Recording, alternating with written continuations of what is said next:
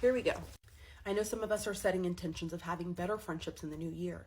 And so for those people, you might say, I want to learn more about how to be a better friend, about friendship itself. So if you're that person, you're a reader and you want to know how to do that, I'm going to walk you through some of the friendship books I have.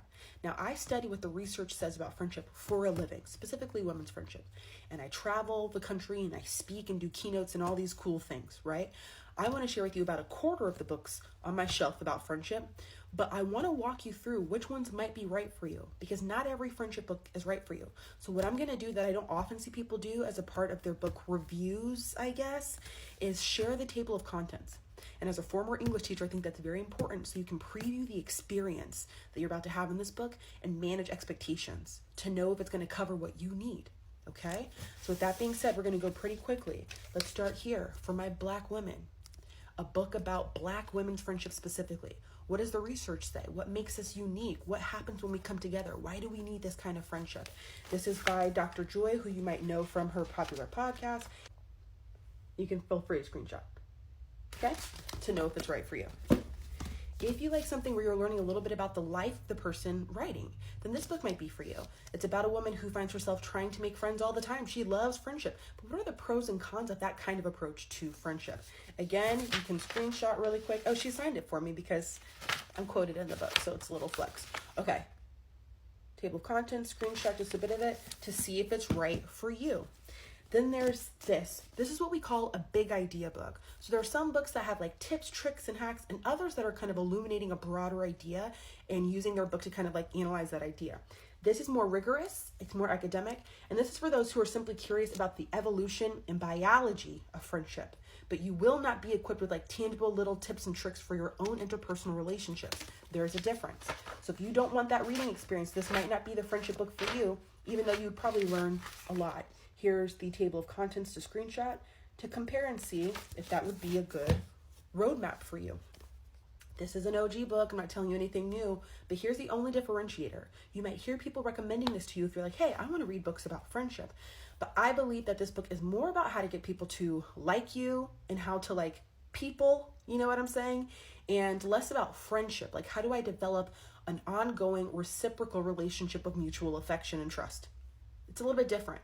But obviously, having this particular skill set can help you, set you up to enjoy new friendship.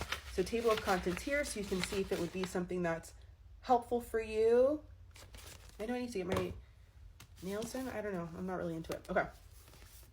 Big Idea book by the Surgeon General. Why is loneliness so prominent? And how does it surprisingly directly lead to a host of other problems that we wouldn't normally trace back to loneliness? This is powerful, but it's a big idea book, not tips and tricks kind of book. Here's a preview of the table of contents so you can see if it would be helpful for you. Okay. This book, I recommend it so much that somebody once asked me, hey, are you on her PR team or something? No, I'm not. It's just that good. And whenever I work with clients, I default send them this book, period. Okay. I describe Dr. Franco and her work as it feels like you're going to lunch with your professor. There's a bit of familiarity. It feels a bit personal, but you're also learning something new like every 60 seconds. So if you want that blend and that feels good to you, 100% this book. I think everyone in the world, I'm not exaggerating, should read this book. Here's a preview of the table of contents for you to screenshot to see if it might be aligned with your reading goals. Now, this is very accessible, and the format is one of like tips, tricks, hacks. So you see it kind of has these pull-out sections. It has, tactics and like little strategies and interesting names for different, things, and scripts, which might be helpful, tangible scripts and things like that. Okay, so if you want that reading experience where you want it to kind of be like in a listicle format and like these little like scripts and role play and things like that, this would be helpful for you. So here is a preview of the table of contents to see if it's a good fit for you. This book is kind of similar. I think it's a little more elevated, but the same exact format. Again, in my opinion, this book is a little bit more about peopling instead of friendshipping, even though you can use peopling to friendship. You get what I'm saying?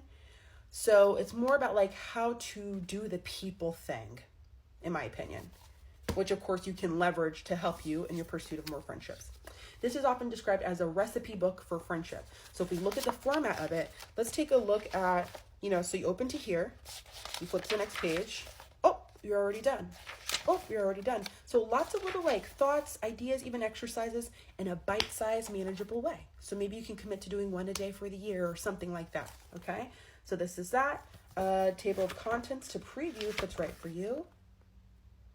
Feel free to screenshot. There we go. I'm going to use a word that I believe is probably on the decline. Like if I looked at the research, the frequent, like the usage of this word, the prevalence of this word.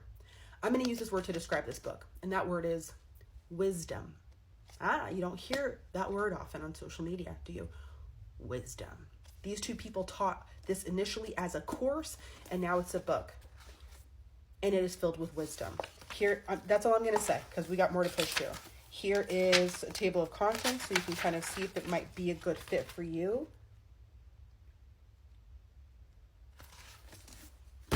Okay.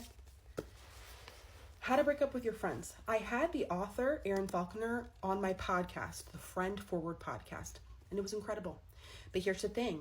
She's kind of tricking you. It's a little clickbait because you're going to think, perfect, I need to end my friendships. But she doesn't really talk about that until the end. Because if you're ready to cut off your friends, there's a bunch of work you probably need to do before. Is that act premature? Have you taken inventory of your friendship history? Have you evaluated the things that you bring to the table, which might not be healthy practices that are contributing to the dissolution of your platonic relationships? There's work to be done before you consider cutting off friends. This book will walk you through that. So here's a preview of the table of contents to see if it might be a good fit for you. The Life Council. We're reading this in my book club right now, and the author has even signed on to come and make an appearance. If you want to be a part of it, you know where to find information, right? Okay, so you know how to join us. You can find the link. Okay, the Life Council. This challenges the idea of having a best friend. So if you're like, how do I develop a life council of friends in my life? This is for you. Here's a table of contents to see if it might be a good fit. People often say, Danielle, you give teacher vibes. I was a high school teacher. There it is. Okay, before I share this last book, which I think you're going to be surprised by, before I share this last book, I want to say one of the reasons I'm doing this as well is I have a book coming out in May. I know.